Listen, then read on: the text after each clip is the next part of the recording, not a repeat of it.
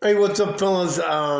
Something happened, and I'm gonna tell on myself before somebody else gets to tell on me. I was in the 36 EOD in Corzo, Panama, in the 80s to the late 80s, 1980s, not the 1880s. And I got a phone call today from a guy who's on his way to jail. Um, Well, actually, he was in jail and he called me from jail. His name is Patrick Garinger.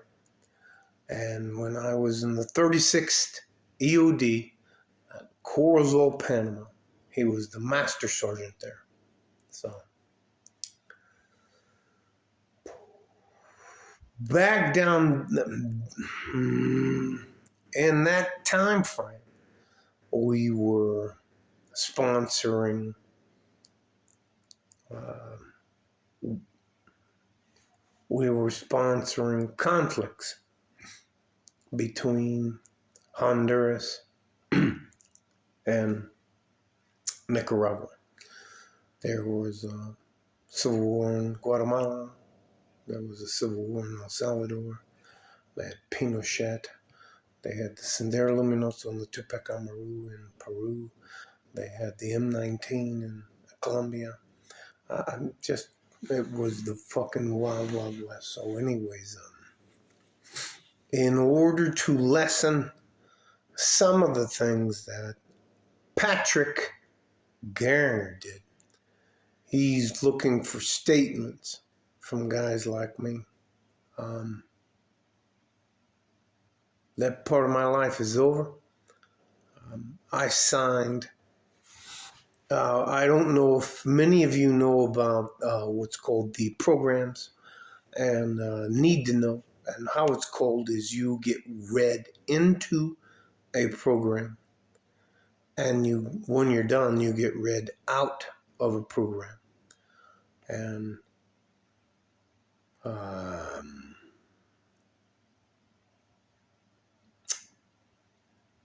the guy who called me, and I'm not going to say his name ever again, is in trouble for doing some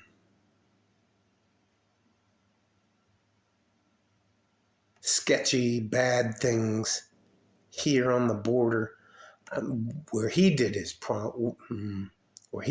dirt is from Florida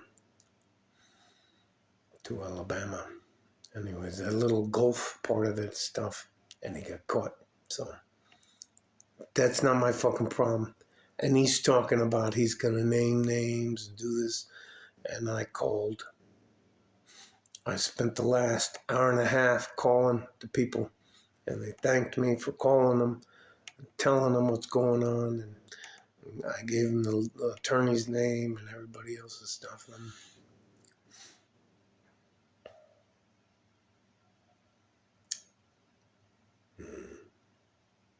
if you don't believe that we make things go bump in the night, you're very wrong about the country you live in. I would rather fight the people who hate us on their front doorstep than to have them ever come to our homes, come to our country. So I did the things that I did. I've been taken care of, and I will never, ever betray my government or the people who helped me. Nobody put a gun to my head and made me do any of the things that I did. And those people who get caught later doing some fucking horrible shit that has nothing to do with what we did, and you try to put pressure on us. And this isn't the no. I got a couple. Patrick Garner, fuck you, and fuck your attorney. We don't owe you anything. I came back and I'm just some fucking old MMA coach. Nobody knows shit about me. I'm not trying to prove anything to anybody. So, uh, and this is also to my affiliates. No, I like my life. No, I'm not looking to rat on anybody or tell on my man. Fucking man, you guys know what I'm fucking talking about. I'm not that guy. And anyways, listen. Nobody, and listen. I fought very hard to get inside of the teams. And I would love to tell you that I made it to the tier one teams, but no, I never made it to the tier one teams. Now, I tried out 3 times for Delta Force as an operator, and I was qualified, accepted, but not selected. And that was my last time, the third time I tried out. That doesn't mean that I'm disgruntled about it. I cannot tell you how satisfying it is to do the best that I can do and for them to be kind enough. They were never rude to me. They weren't brutal or anything like that. Thank you very much. We appreciate what you've done. You have been, what is it, selected or considered. Or whatever. Anyways, I just wasn't selected. And it doesn't fucking matter. But later on, because I got my feelings hurt, doesn't mean that I'm going to rat these guys out or try to tip. Nope. I picked my team. My team's the United States of America. I don't care. My government gets the opportunity to make mistakes. They get the opportunity to get things wrong. They're human beings. There's people, man. But I would rather be here. I cannot even tell you what it's like to have a government outside the United States. You don't want to ever be involved in that shit. So, anyways. My God, out of nowhere. Fucking watching the highlights between the Minnesota Vikings and the Cincinnati Bengals. They're both 7-6. I'm just trying to...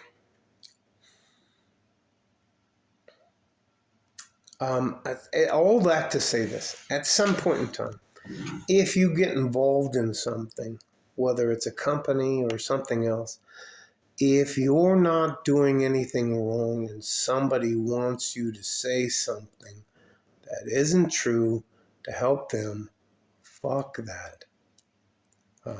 Anyways, I'm gonna let this shit go. I can't even fucking tell you how crazy this shit is. Listen, I bumped around. I know about Pinochet. I know about Central and South America. I know about the Sendero Luminoso. I know about the Tupac Amaru in Peru. I know about the M19 and the FARC in Colombia. I know about the M20. I know about the Civil War in Guatemala and El Salvador. I know about all the crazy shit that happened on the border of Nicaragua and Honduras.